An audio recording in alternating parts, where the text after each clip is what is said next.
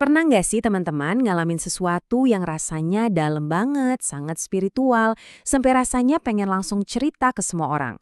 Tapi gimana kalau ternyata kekuatan terbesar dari pengalaman itu justru ada di dalam kerahasiaannya? Nah, hari ini kita mau bahas sebuah paradoks yang menarik banget. Antara pengen berbagi, tapi di sisi lain ada kekuatan dahsyat dari menyimpan rahasia.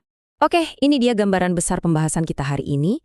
Kita bakal mulai dari sebuah rahasia yang disimpan selama 14 tahun, terus kita bedah apa sih bedanya kesaksian sama pameran, kita lihat juga bahayanya kalau salah buka rahasia, baru kita temukan kekuatan di baliknya, kapan kita justru nggak boleh diam, dan terakhir, gimana caranya menjaga harta rohani kita. Semuanya itu berawal dari sini, dari Rasul Paulus. Dia ini mau cerita soal penglihatan rohani yang luar biasa, tapi coba deh perhatiin kata-katanya. Kedengarannya tuh kayak terpaksa banget kan? Tidak ada faedahnya, katanya. Nah, ini yang bikin penasaran dan jadi inti pembahasan kita. Kenapa coba seseorang ragu buat bagiin pengalaman spiritual yang sekuat itu? Jadi, yuk kita mulai dari awal dengan rahasia 14 tahunnya Paulus. Cerita ini nih yang jadi fondasi dari semua gagasan yang akan kita bahas. 14 tahun. Coba deh bayangin, 14 tahun loh. Paulus ini dapat penglihatan yang dahsyat banget tentang sorga tingkat ketiga, sebuah pengalaman yang jelas mengubah hidupnya, tapi dia simpan itu buat dirinya sendiri selama 14 tahun.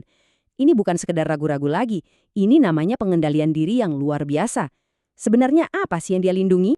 Dan yang bikin makin penasaran nih, setelah 14 tahun, waktu akhirnya dia terpaksa cerita, dia itu hati-hati banget. Dia cuma sebutin faktanya aja kalau itu pernah terjadi. Nggak ada detail, nggak ada gambaran apa-apa.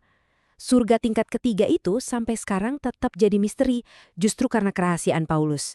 Sekali lagi kita harus tanya, kenapa sih? Nah, jawaban dari pertanyaan kenapa tadi itu membawa kita ke satu perbedaan yang penting banget. Ini dia inti dari pembahasan kita.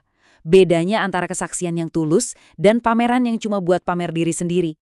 Nah, ini nih pertanyaan yang harusnya kita tanyain ke diri kita sendiri setiap kali kita mau cerita. Tujuan gue sebenarnya apa sih? Apa gue beneran mau menolong orang lain? Atau jangan-jangan gue cuma pengen dengerin suara gue sendiri dan pamerin pengalaman gue? Yuk kita bedah perbedaannya. Kalau kesaksian yang sejati, itu motivasinya buat bantu orang, fokusnya selalu ke Tuhan dan pekerjaannya. Dan hasilnya pasti membangun orang yang dengar. Nah sebaliknya, kalau pameran, itu didorong sama ego, fokusnya ke aku, pengalamanku, dan ujung-ujungnya cuma bikin kita jadi rentan diserang. Ini dua jalan yang beda banget. Nah, kalau kita milih jalan pameran ya, ini nih konsekuensinya. Ada resiko yang nyata. Sumber yang kita bahas, ini pakai metafora yang kuat banget tentang akar yang tersembunyi dan bahaya kalau kita buka akar itu sebelum waktunya. Dengerin deh, ini peringatannya keras banget. Membuka rahasia di waktu yang salah, itu bukan cuma beresiko, tapi bisa membawa kematian bagi pekerjaan rohani kita dan bikin hidup kita jadi kering kerontang. Ini bukan masalah sepele loh. Lebih detailnya lagi bahayanya tuh kayak gini. Waktu kita terlalu cepat membuka akar kita jadi sasaran empuk buat serangan rohani. Pekerjaan yang Tuhan lagi kerjakan lewat kita bisa tiba-tiba macet, kayak kena sentuhan maut. Bahkan kesembuhan fisik pun bisa balik lagi kalau kita ceritainnya dengan motivasi yang salah. Lebih buat mamerin iman kita daripada kebaikan Tuhan. Kita lihat contoh kasusnya langsung dari Alkitab ya. Raja Daud karena sombong, dia mutusin buat ngitung jumlah prajuritnya. Ini bukan sensus biasa ya, ini adalah tindakan pamer kekuatan militer. Sebuah penyingkapan kekuatan yang harusnya tetap tersembunyi di dalam Tuhan. Dan akibatnya, wah ngeri banget. Langsung setelah Daud pamerin kekuatannya, tulah kematian menyebar ke seluruh Israel. Ini jadi gambaran yang jelas banget soal prinsip tadi.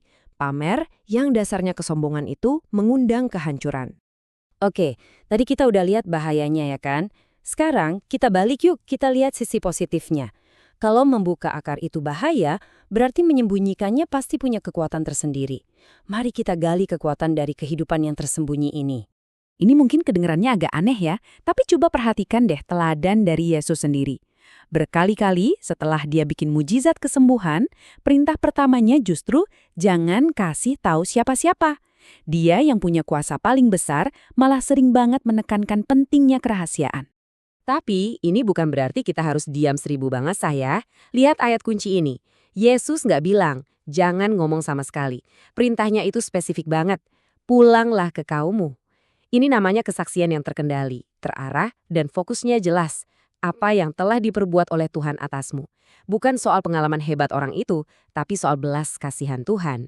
Nah, ini membawa kita ke poin yang gak kalah penting. Prinsip kerahasiaan ini bukan aturan mati. Ada saat-saat di mana justru kalau kita diam, itu salah. Ada waktunya kita memang harus bicara. Ada 3 panduan praktis nih kapan kita justru harus bicara. Pertama, kalau ada dorongan yang kuat banget dari dalam hati, dari Tuhan, untuk bicara. Kedua, kalau kita perlu berbagi pengalaman untuk menolong seseorang secara spesifik. Dan ketiga, kalau itu adalah bagian dari persekutuan yang sehat di dalam komunitas, yang tujuannya membangun semua orang. Jadi apa nih kesimpulannya? Poin utamanya adalah kita harus belajar jadi penjaga yang baik atas harta berharga yang Tuhan percayakan ke kita. Harta itu adalah pengalaman-pengalaman rohani kita yang tersembunyi. Kalimat ini, wow, merangkum semuanya dengan sangat kuat. Akar itu kan yang ngasih kehidupan ke pohon, tapi dia bekerja dalam gelap di tempat tersembunyi. Kalau kita cabut akar itu buat dipamerin di bawah matahari, ya dia bakal mati. Nah, kehidupan rohani kita juga kayak gitu. Sebagai penutup, saya mau tinggalin satu pertanyaan buat kita renungkan bareng-bareng. Coba pikirkan, pengalaman, anugerah, atau pekerjaan Tuhan apa dalam hidup Anda yang mungkin sebetulnya nggak perlu jadi konsumsi publik. Harta tersembunyi apa yang perlu Anda jaga baik-baik supaya dia tetap hidup dan tumbuh semakin kuat.